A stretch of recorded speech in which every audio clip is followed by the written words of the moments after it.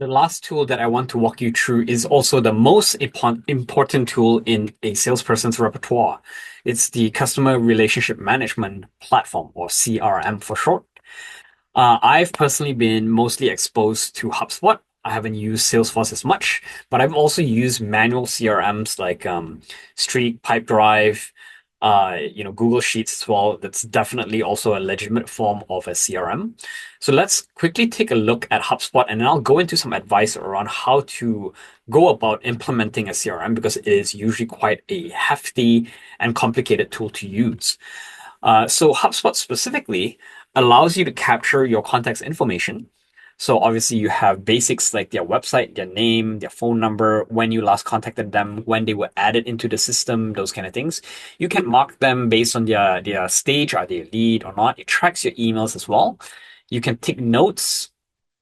So if you want to make certain notes about your client, if you want to track calls, you can do that as well. If you want to assign reminders for yourself, if you want to have meetings as well, all of it can be done in here. So it's very, very powerful. And it's very important because if you have multiple people on your team, or even if you don't, it's good for continuity.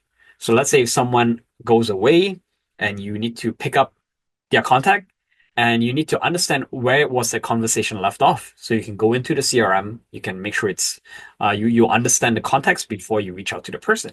Even if you work by yourself, I find it immensely helpful for just tracking things and making sure that you have everything in place, the right documentation, they've signed certain agreements, all of that.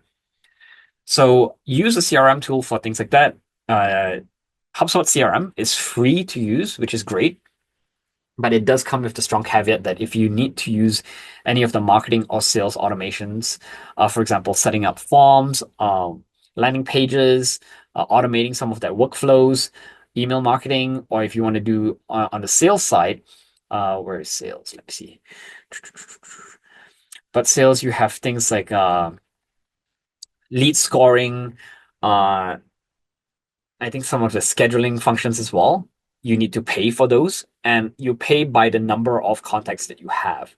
So the more contacts you have in your CRM, the more you end up paying, and it can be quite expensive quite quickly as well. So just be mindful of that. So going back to understanding how to best implement a CRM, some of the essential features include basic data collection. So typically you'll have property fields like name, email, phone. Usually how you capture them into your CRM is either through integrations in your inbox or if you have certain forms on your website, maybe if they place an order, if they download something, or if they register for an event, this allows you to track that user, that customer, because then once you have that profile created and it's associated to an email, if they visit certain pages on your website, and if you integrated your website to your CRM, you can see that, oh, they've visited your pricing page X amount of times, or if they've downloaded this tool, or if they've attended this event, those kind of things. So it allows for those activities to be tracked. This is all done and made possible by the use of storing local cookies on your device, not cookies that you eat, but basically it tracks what people are doing based on their device. It can also track social media engagement as well if you've integrated your social media channels. It tracks your emails, email open rates, click-through rates, response rates. It tracks things like transaction histories, and it helps you log all of the conversation and emails. You can put in customization. So if you need to tag people as, let's say, someone who's highly engaged or someone who is interested in this product, you can do things like filtering. So it will help you prioritize who you're trying to reach out to. You can filter for people who have not yet unsubscribed, for example, or people who have visited our pricing page.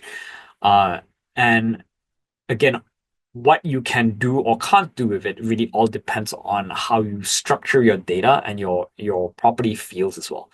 So be very mindful of that so that you understand how you will use it.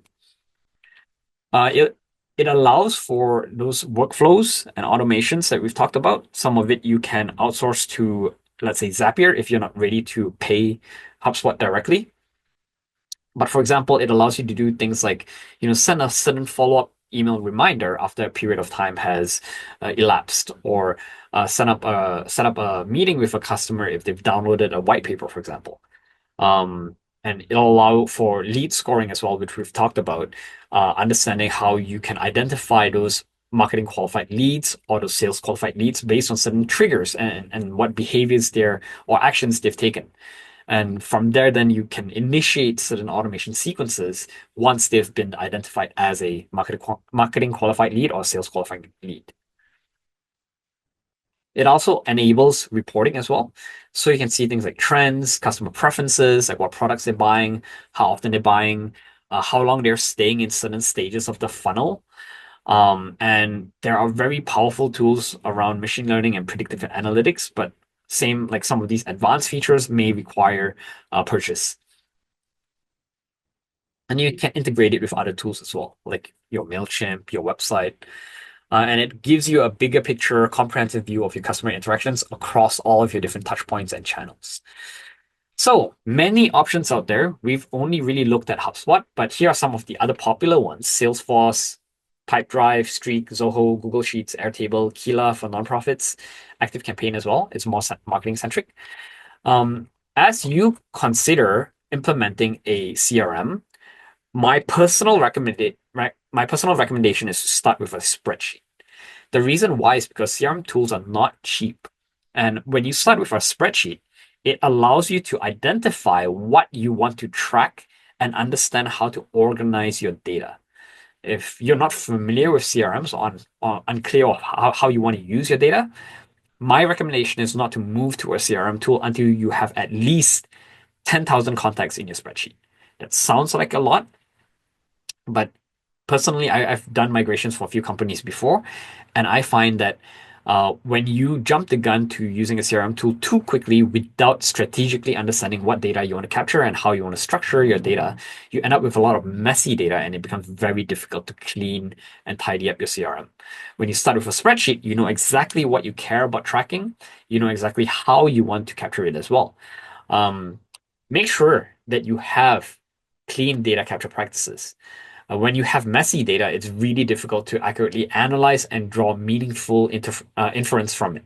So, for example, if you're tracking, let's say, location, and you have Vancouver versus Van for short, or Greater Vancouver, or if you have US versus United States versus America, and if you go in and you try to filter for prospects that are based in the US, and you have different ways of spelling it out, like United States or America, you won't get that information that you need to get, right? So make sure you train users on data entry standards. Better yet, if you can, automate the data entry or cleaning if possible, right? That saves time, but also reduces the errors and data inconsistencies that you might have. Ultimately, it's going to be almost impossible, especially with a growing organization, to have perfectly clean data. So don't worry too much about going backwards retrospectively. Tidy up tidy up your new data first and have good practices and policies for new incoming data. For your old data, that is secondary. Data policies are also iterative. You may find out that you actually don't need to capture certain information, or you need to capture new information, or it's not structured in the right way. So never just set it and forget. Make sure that you're reviewing whether or not the data that you're capturing is giving you good, meaningful, most importantly, actionable insights.